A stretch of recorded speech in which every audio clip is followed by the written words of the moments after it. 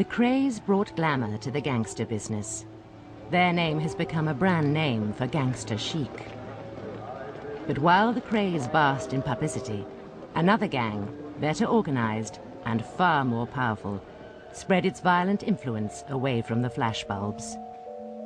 The underworld knew them as the Richardson Gang, or simply the Torture Mob. They carved a terrifying reputation out of the bodies of their victims.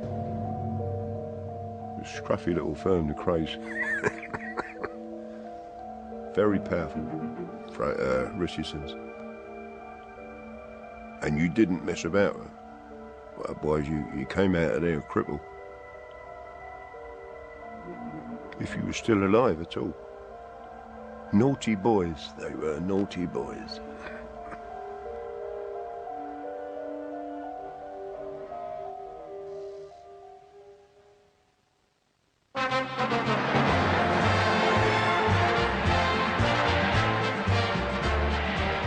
July the 30th, 1966, a day this country has never forgotten.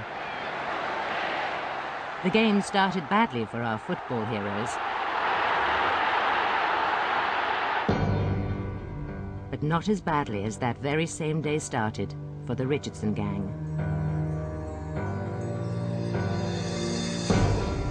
The Ramsey spirit, believing that with sustained attack the goals must come. For over a year, Alf Ramsey's men had trained for this heady day. All that time, police officers had been secretly investigating London's most powerful gang. At dawn, on World Cup final day, 70 officers raided homes across the southeast. They seized the gang leader, Charlie Richardson, in bed.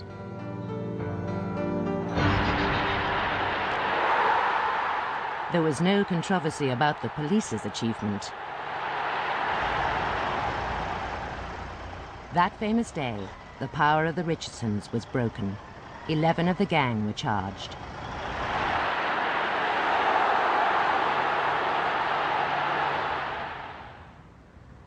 You had the Krays North London, Richardsons South London, but I think the Richardsons were far more violent than the Krays. The Krays would cause damage and perhaps beat up somebody or burn their shops down or their workshops, but the Richardsons they were frighteners, really vicious people.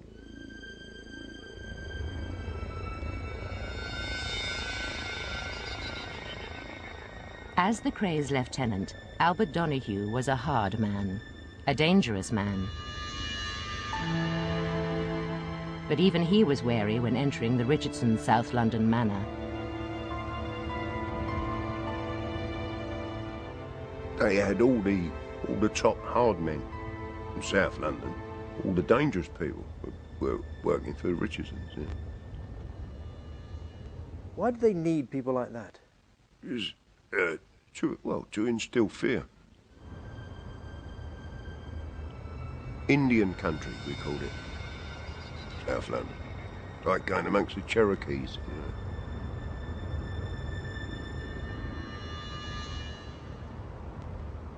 They ruled their empire with violence and fear, and subsequently the torture trial, it exemplifies how far they would go. At the trial in 1967, the jury heard evidence of sadistic brutality rarely heard in an English court. Petty fraudster Benny Coulston gave a chilling account of his torture. In the dock sat Charlie Richardson, the leader, his younger brother Eddie, and their notoriously violent enforcer, Frankie Fraser, already named Mad Frankie.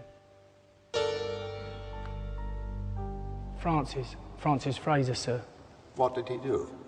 He went and brought back a pair of pliers, sir. And he put the pliers into my mouth. And he tried to grab my teeth, sir. And then he ripped the top of my gum, sir. He cut the gum inside? Yes, sir. Here, sir. What else? And then he happened to catch a couple of my teeth and crush them with the pliers, sir. Nowadays, Frankie Fraser has become a celebrity. turning his reputation for gruesome violence into a money-making act. He jokes about gold-plated pliers and his nickname, the Dentist. When you were out of prisons on those rare moments, you did terrible things to some people. In your world and the viewers' world, yes, I suppose I did, but not in our world. Because the people were mostly people like me, rascals. The blood was just dripping down my face. The torture trial revealed a brutality that was unacceptable in any world. When confronted, Fraser dismisses the evidence. You tried to pull out his teeth and pulled out his gums? That's what he says, but not true, none of it. I wished it had been. Today, Richardson and Fraser are still bound by the secrets of their criminal past. They have done things no sane person will admit to. Charlie Richardson, now 67, will only talk to a movie company prepared to make a financially rewarding, sanitized story of his life. This film gives a voice to people forgotten when violence is glamorized, those broken by brutality. We've found a witness to the torture and have identified 2 men involved in killings on the orders of Charlie Richardson. And for the first time, Benny Coulston, the man Fraser attacked with pliers, has agreed to speak publicly. Even now, 34 years later, he fears being recognized. Oh, my face was out here, and I was in such a state that I didn't care, really. I didn't care whether I lived or died, because I was really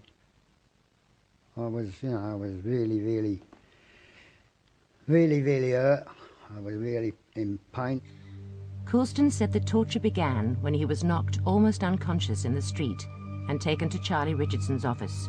On the desk was a Luger pistol.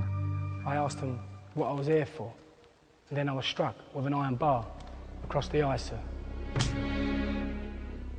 Utter rubbish. Utter. He had untold convictions, the guy.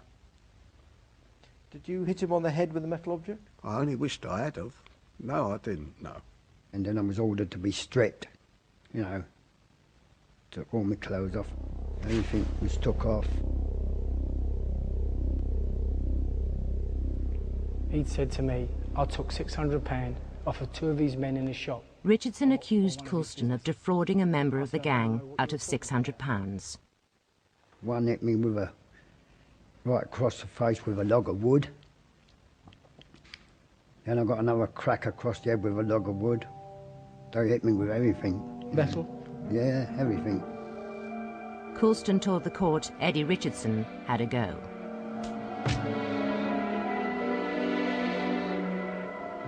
He just got this lump of wood and went right across my toes with it.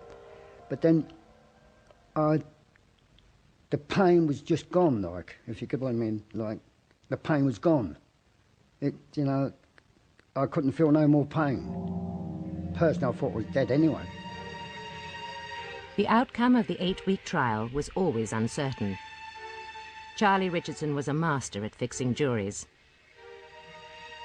The police were ready.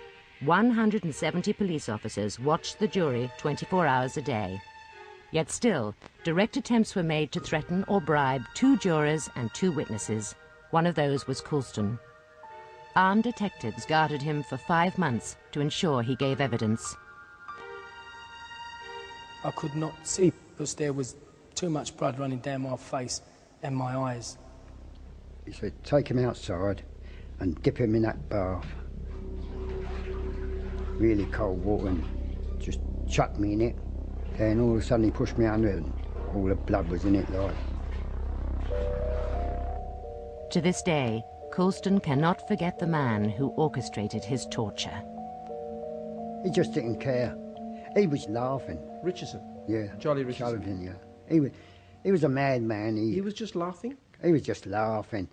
I don't like to say it like on television, but I think he was just a bit of a maniac. Like I think he liked seeing people naked, being tortured.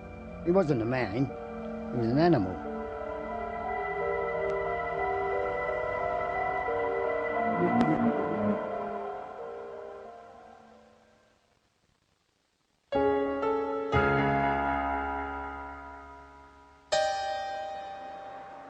The Krays were in the gangster business for glamour and reputation. Charlie Richardson was in it for money. Charlie Richardson, I think, is a very intelligent man, clever man, shrewd, acute, astute. Intelligent, well-read, very well-read, convivial, good company, and can be a gentleman. On the other side, be brutal. All of a sudden he could just turn. Unlike the Krays, he was a clever, if ruthless, businessman with assets of about £1 million, much amassed through his criminal empire. Yet he was born in 1934 with few advantages in life. His mother worked in a tea house. His father was often away in prison or chasing women. These were hard years, and Hitler's bombs made life harder in Camberwell, South London, where Charlie was brought up.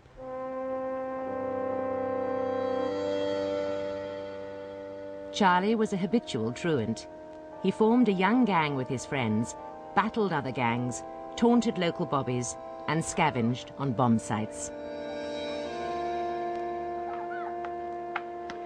Me and Charlie was very good pals, and we used to go out looking for bits of bomb with our tin hats on. We was only 8, 9 years old, you know. And that's when I first met Charlie. Life was different in the war. Completely new world. Rations, clothing coupons, petrol coupons. Oh, it was a paradise for a thief. Absolutely. I'll never forgive Hitler for surrendering. It was wonderful. You could steal anything, and people bit your hand off to buy it off you. Days of wartime austerity were replaced by a craving for consumer goods. Charlie Richardson nicked goods off lorries, stripped lead off roofs, and became an expert at stealing cars. I behaved very badly. Eventually, when I was 14 years of age, I was in trouble with stealing a car and stopping away from school, truanted, and I was placed in the Prue School for naughty boys. 2 years with other thieves and embryonic gangsters hardened the young Richardson. Working out at the Lynn Boxing Club with his younger brother Eddie prepared Charlie to take on anyone. Charlie was a fighter. And he proved himself with his fists and everything. I mean, he terrorised people, there's no mistake about it. Everyone was terrified of him.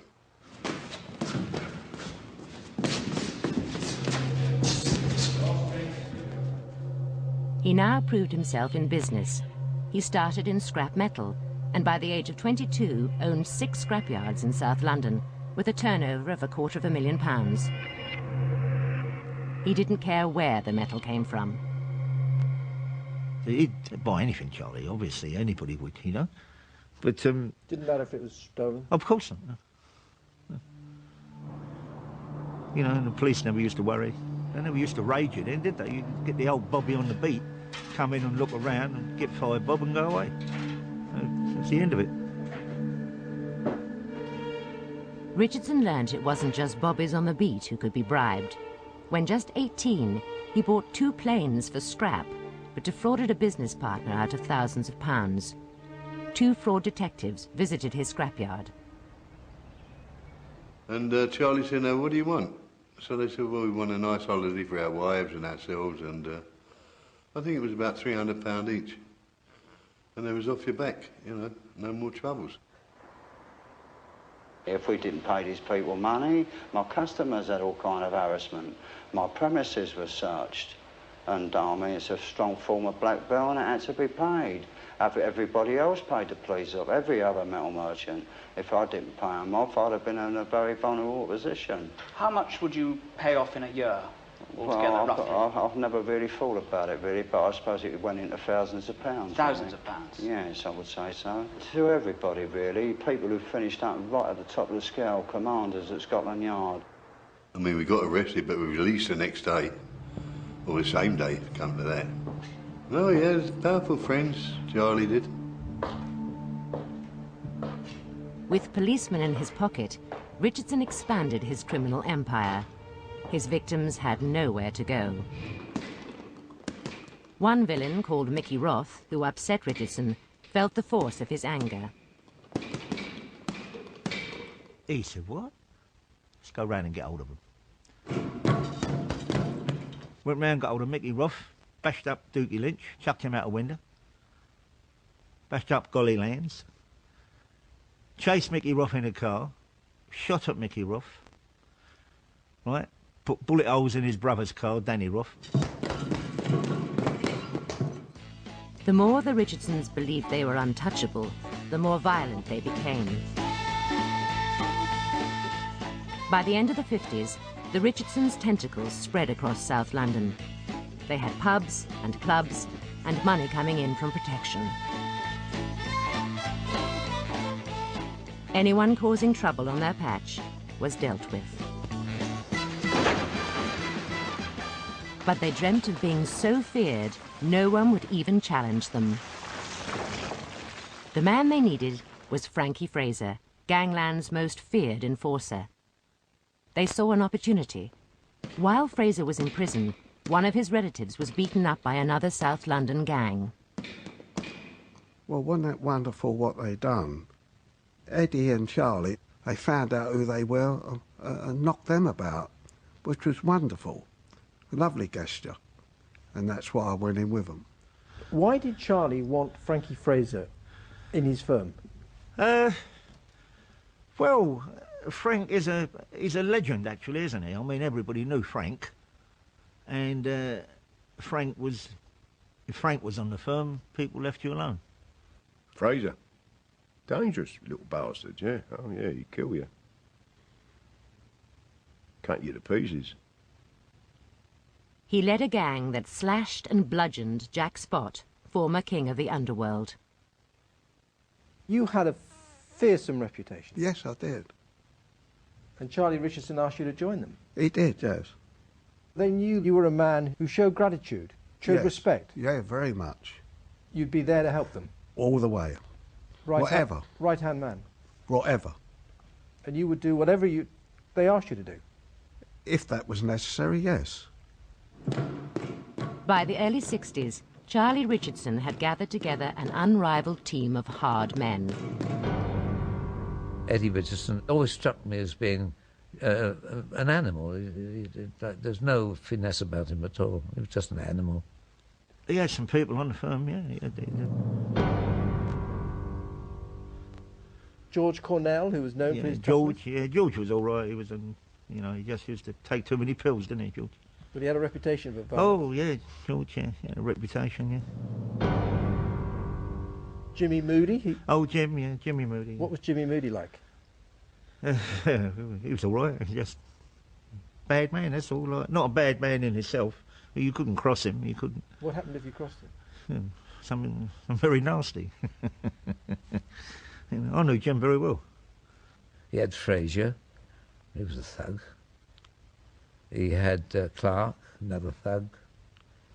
Charlie mastered them. He was the number one. He was the area commander, if you like.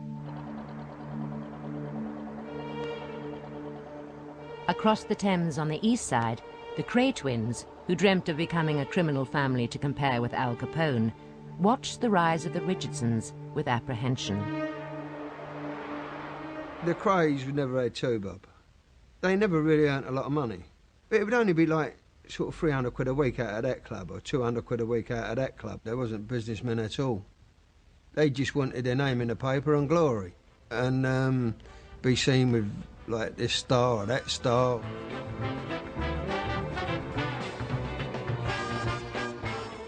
The Richardsons was 10 times far more successful. At the fashionable Astor Club, where gangsters were as welcome as celebrities and nobility, the two gangs would come face to face. We had enjoyable times there. All the girls knew us down there. Until Georgie Cornell, he used to go down there and bump into Ronnie Cray and call him a fucking puss.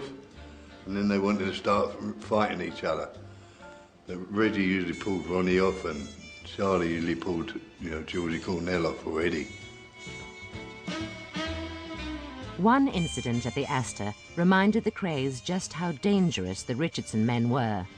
In 1964, their right-hand man, Frankie Fraser, had an argument with another villain called Eric Mason. Mason, according to Fraser, threatened to seek the help of the Krays. I kidnapped him, slung him in, took him to our workplace and done him with an axe. And slung him outside an hospital with the axe in his head.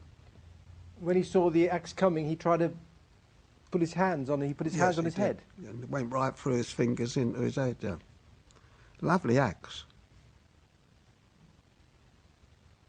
You could have killed him. I could have killed him, yes. But Charlie Richardson did not want to go to war with the Krays. His ambition was to be a multimillionaire, not the #1 gangster. To achieve this, he turned increasingly to fraud. He set up phony companies to sell goods he'd not paid for. The companies collapsed, and the goods were sold before manufacturers and the fraud squad arrived. They was doing it quite a lot, yeah. What sort of goods? Fancy goods, anything. Booze, clothes. Radios, transistors, you name it, irons, scales, you name it. If the firm would supply it, he's in business with them. Would Charlie Richardson, would he be on the company documents? Would his name appear? Oh, no. Oh, no. Charlie was taking the biggest cut, but we all had plenty to live on and nice cars, you know, new cars and that. Charlie Richardson would later justify his greed in romantic terms. It's sort of Robin Hood. The rich got robbed, poor got bargain goods, we got rich. To pull off these frauds, Charlie Richardson needed bright, articulate criminals.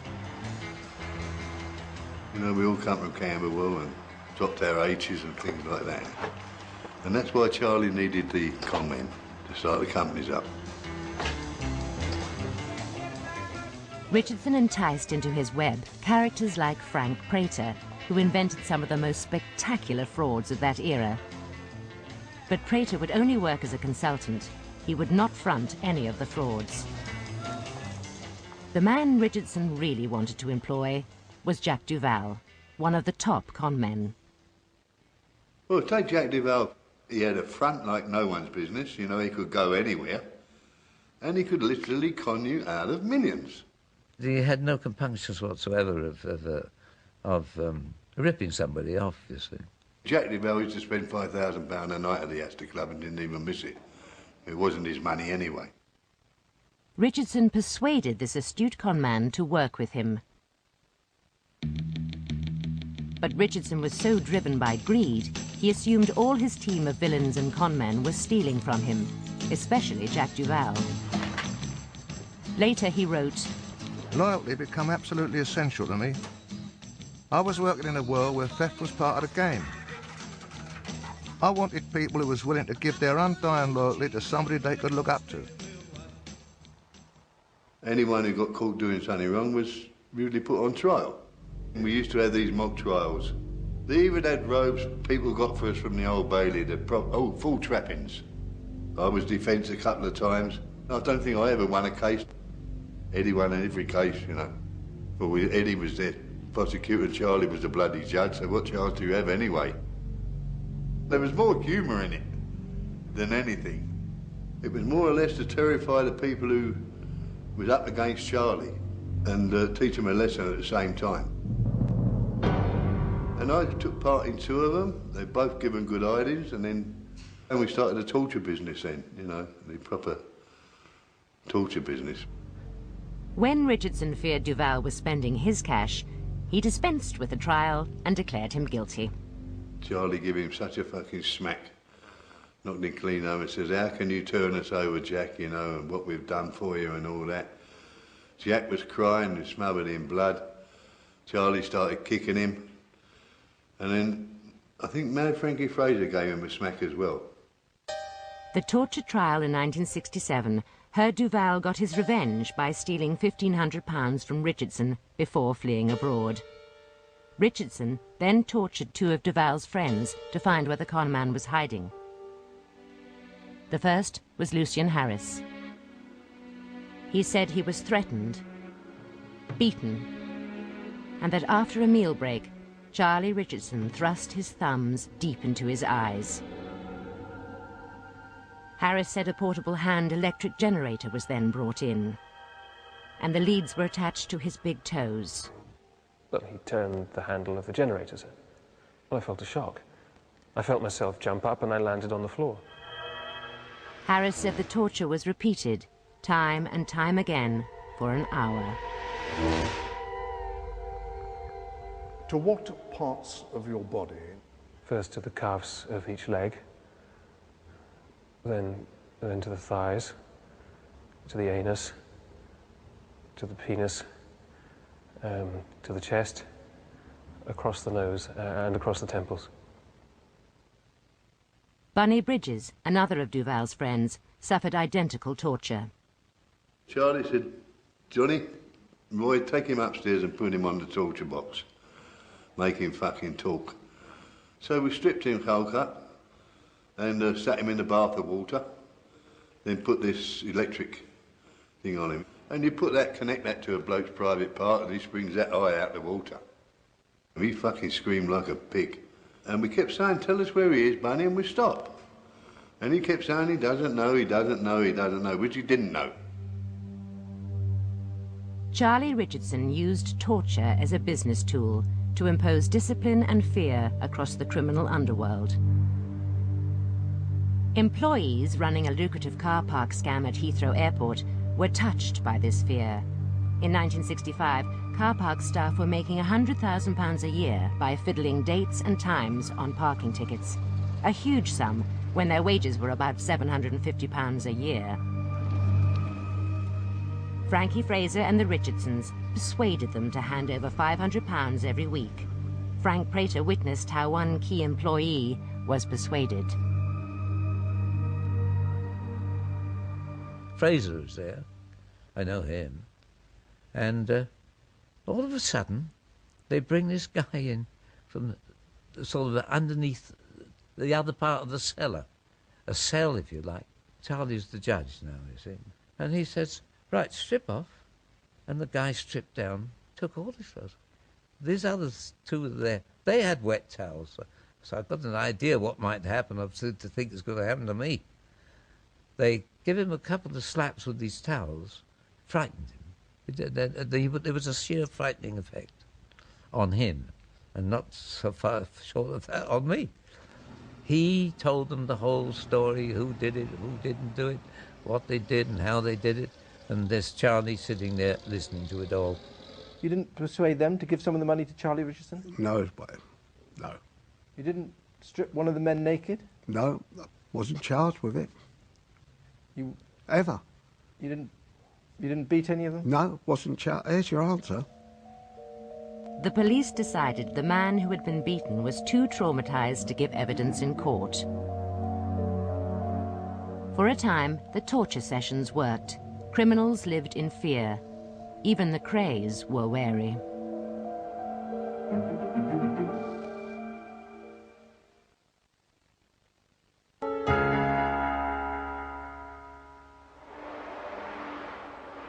On the other side of the river, even the Kray gang was shaken by the torture stories they heard. They were torture merchants, you know. They used electrical generators and shit like that. Did you hear about the torture before it got into the newspapers? Oh, yeah. They heard about our beatings and cuttings and shootings, but at least ours was fast and clean, as opposed to being long drawn out, Pinochet shit, you know what I mean? Ours was more Clint Eastwood. For some years, there was an uneasy truce between the Krays in East London and the Richardsons in South London. That truce was shattered in the West End. And then the gambling started, one-armed bandits. That's when all the trouble started, because the Krays were putting the one-armed bandits in some of their clubs. Eddie Richardson and Mad Frankie was pulling them out and putting their own in.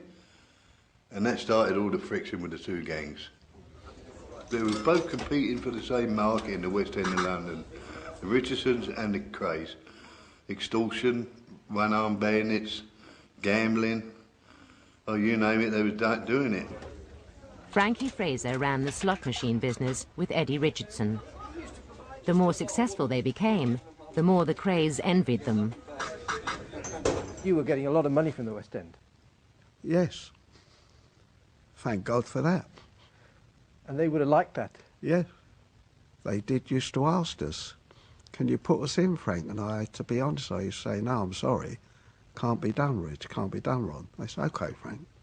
If you ever change your mind, we'd have a laugh about it and a drink. Yeah. I got on so well with them and liked them. Ronnie wouldn't talk to him. Ronnie was like a Doberman. He was snarling, you know. He wanted to eat him. Yeah. Poison dwarf, that's what he called him. While tensions were rising in the West End, Charlie Richardson was in South Africa, preparing for a golden future. Here, colour of skin mattered, not a South London accent. Richardson believed he could start a new life as a respectable mining magnate. But, in the land of his dreams, he would be accused of the ultimate crime, murder. And his empire would begin to crumble. It began when a man called Thomas Waldeck persuaded Richardson to invest tens of thousands of pounds in a mining venture. I thought Charlie was being conned, and it turned out in the end he was being conned. Well, he was pouring the money in, but there was nothing to show for it. Bradbury had drifted away from the Richardson gang, but Richardson found him in South Africa. So I said, how's things going, Charlie? He said, no, I've had shit with that Waldeck. He's got to be taken care of. So I said, well, I can't do it, Charlie. He knows me, you know. He said, no, figure something out and get rid of him. He owes me fucking thousands. Bradbury says he refused to shoot Thomas Waldeck, but, he alleges, Richardson threatened him, his wife and children, and sent out a dangerous villain called Harry Prince. We drove round to his house at Melrose. Just before we got to Waldeck's house, we stopped, put stockings over our heads. Then we went up the, well, not on the driveway, up the grass. And Prince rang the bell, went to his front door, which is a big glass front door. And every Prince pumped about 9 bullets in him. Prince vanished, but in April 1966, Bradbury was convicted of Waldeck's murder and sentenced to death, later commuted to a life sentence. In prison, Bradbury agreed to meet senior detectives from Scotland Yard. He gave a detailed statement, which we have obtained. He outlined Charlie Richardson's role in the death of Thomas Waldeck and gave the first complete picture of the Richardson gang from the inside. The tortures, the frauds, the police corruption, the intimidation.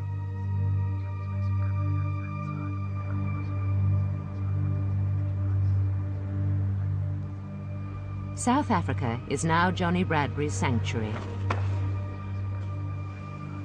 As an informer, he still fears returning to the streets of London. But today, Charlie Richardson strongly denies he masterminded Thomas Waldeck's murder, saying he lost his entire investment. I didn't really think he wanted to kill him. I think he wanted his money back. Because he first told Prince to shoot him in the kneecaps, just to teach him a lesson. But Prince just pulled it through the front door and fucking shot. And that was it.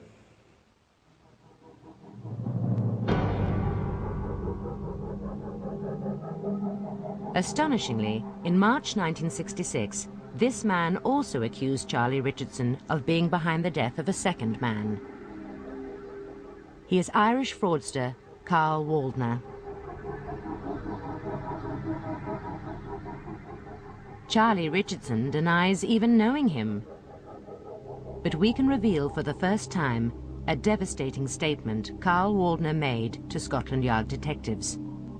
In it, Carl Waldner alleges he and Harry Prince, the man who did the South African shooting, travelled to the Irish city of Galway to find a man who owed Charlie Richardson £50,000.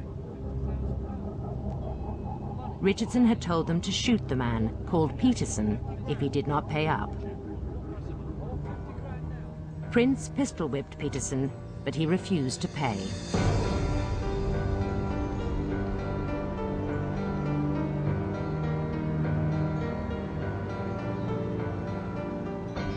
Carl Waldner's statement details the next dramatic moments. Prince hit him a few more times whilst I held him. Then Peterson started screaming. Prince panicked and shot him in the left shoulder. Peterson was moaning on the ground, gasping, when Prince hit him on the head with a revolver. He was unconscious. We pushed him into a ditch at the side of the road. The statement says Carl Waldner and Prince reported back to Charlie Richardson. Charlie asked Prince whether Peterson was dead, to which Prince replied, "I don't know." Charlie called us a pair of stupid bastards and that we better pray he was dead. Charlie gave us about £200 apiece there and then. Charlie Richardson's violence was so frequent and so extreme, there was always a chance a victim might talk and bring his empire crashing down. James Taggart was the man with the courage to destroy Charlie Richardson. His terrifying story emerged publicly at the torture trial. Taggart, a fraudster, said he was abducted in the street by Charlie Richardson and Fraser. Taggart's mistake was merely to owe money to someone who in turn owed a member of the gang. I was struck several times over the head. What with? It would have been a heavy instrument because my head was cut and I was bleeding quite heavily.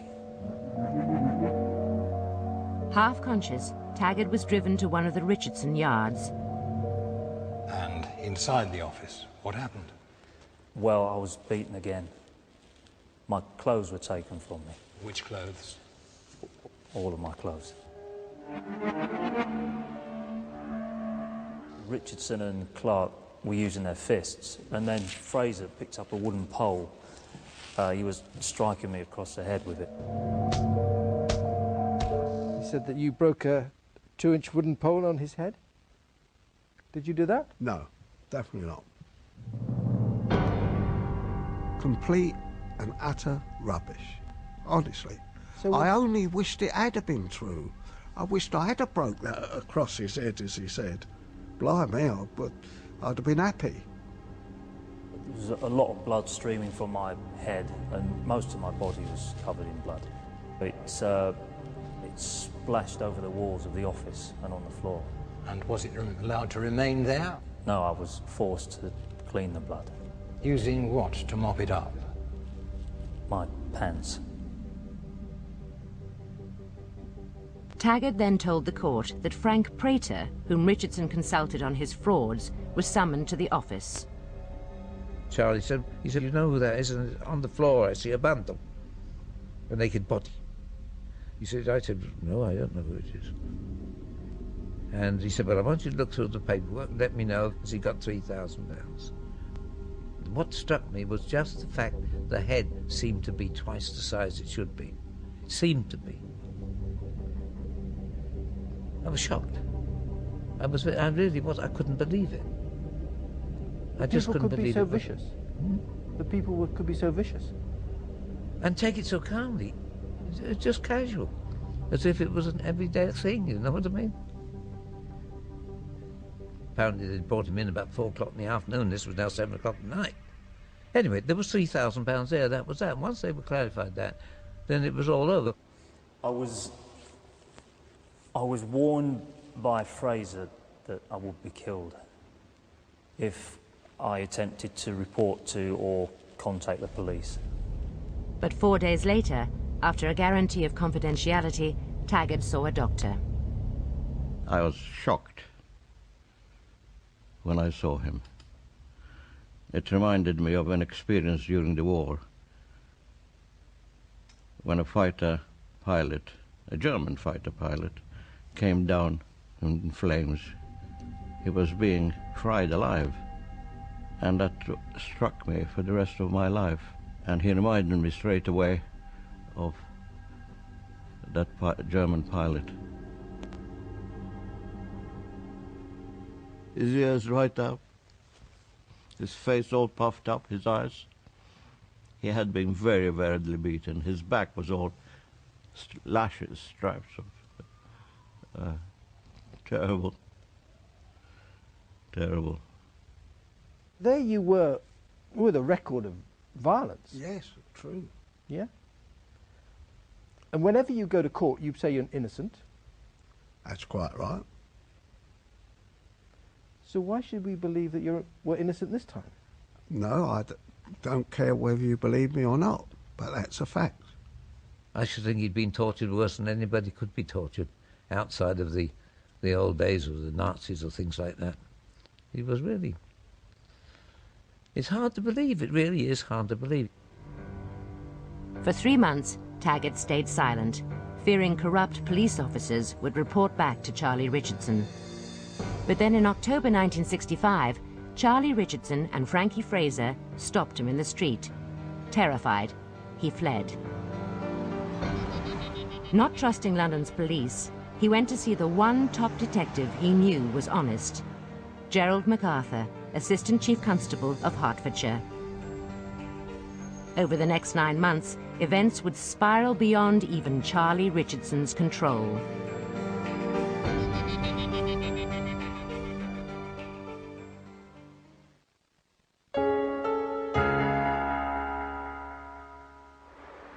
The Krays were as keen as the police to destroy the Richardson gang. Reggie was a nice man, but Ronnie was... he was paranoid. He was a schizo, you know? And they was frightened that they might want to encroach on their property. All Kray men were put on alert. When the Krays went south of the river, they knew this was enemy country. A hired car, shooter in the door pocket. There's your defence. It's not my car, it's not my gun. But if any of the Richardson firm had come on us, they'd got shot. The Krays came up with a plan to protect their territory. Ronnie, in his sort of half-dream world, decided to cut London up, as if it was like Prohibition days in Chicago. Richardson was, because he was so well off, he said, nah, don't want to know, fuck you. We'll stay on our own. But Richardsons, they were the enemy. They were the Axis, we were the Allies. The rivalry between the Krays and the Richardsons could have erupted into a gang war. I mean, everyone had arms, revolvers and that. Ronnie had a list. He always had a list of names, and everyone on that list had to go. But he told us everyone's got to do one. And by do, you mean kill? Yeah. Oh, yeah. When the word was given, go,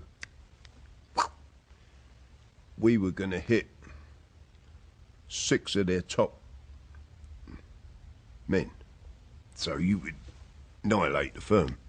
You know. So Ronnie Kray was preparing for war? Yeah, absolutely. But it wouldn't have been a battle. It would have been a strike. Bosh. In the early hours of March the 8th, 1966, the Richardson gang was dealt a grievous blow.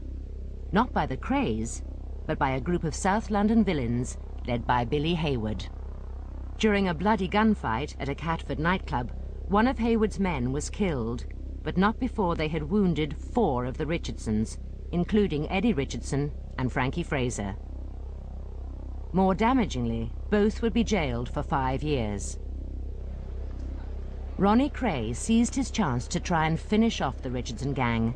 Just 16 hours later, another of Richardson's thugs lay dead.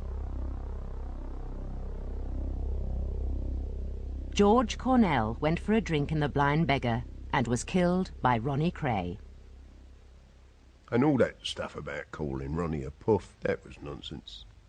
3 weeks before the Mr. Smiths, he was with the twins, having a drink.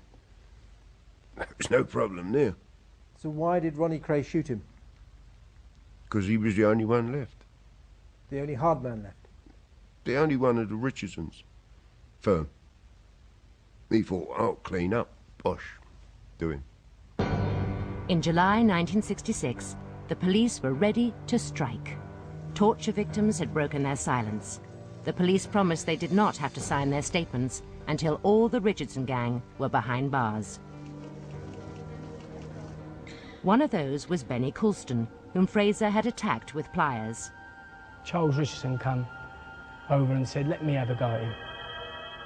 He come round with his electric fat fire.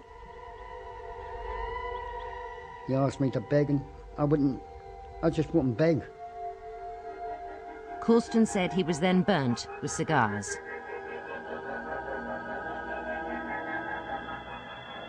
Well, Charlie Richardson said, well, we can't let him go, like, and all that. We better get rid of him, like. Coulston said he was tied up, laid on a large tarpaulin and 2 heavy weights brought in. Charlie said, where's the nearest bridge? And Eddie said Vauxhall Bridge. So, naturally enough, I thought that I was going to be done up and chucked over the bridge. But as Coulston awaited his fate, the gang realized their mistake. Coulston had not defrauded a member of the gang. They let Coulston go and he eventually went to hospital. But he fled when a doctor came to give him a blood test. Knowing it was snowing, and I'd done a 3-mile runner with the pyjamas on. I had no shoes on, and freezing cold, but I didn't feel nothing because I was already half dead anyway. What were you scared of at that moment? You were in a hospital? Well, I wasn't frightened that it was crooked doctors and they was going to give me a needle and put me to sleep. Something like that, I don't know. You thought Richardson was so powerful? Yeah, I thought they were so powerful. The power of the Richardson gang was eventually broken by the courage of their victims. Charlie Richardson got 25 years for grievous bodily harm. His brother Eddie received 10 years, as did Frankie Fraser, on top of the 5 years they both were serving for a fray at the nightclub.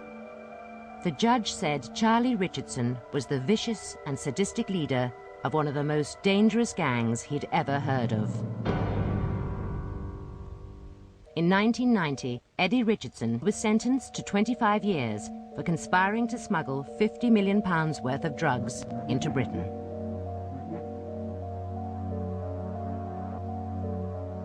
Charlie Richardson, now 67, still pursues his dreams of making a legitimate fortune in mining. But those of his victims, who are still alive, will never see him as a respectable businessman. One victim was his very own father. Well, he hasn't threatened me, he's actually done me. I got 6 stitches in my eye there that he gave me the last time in the club. Nothing, he gave me 6 stitches, I had to fly. Eddie said, get out quick before he kills you. So that's me son.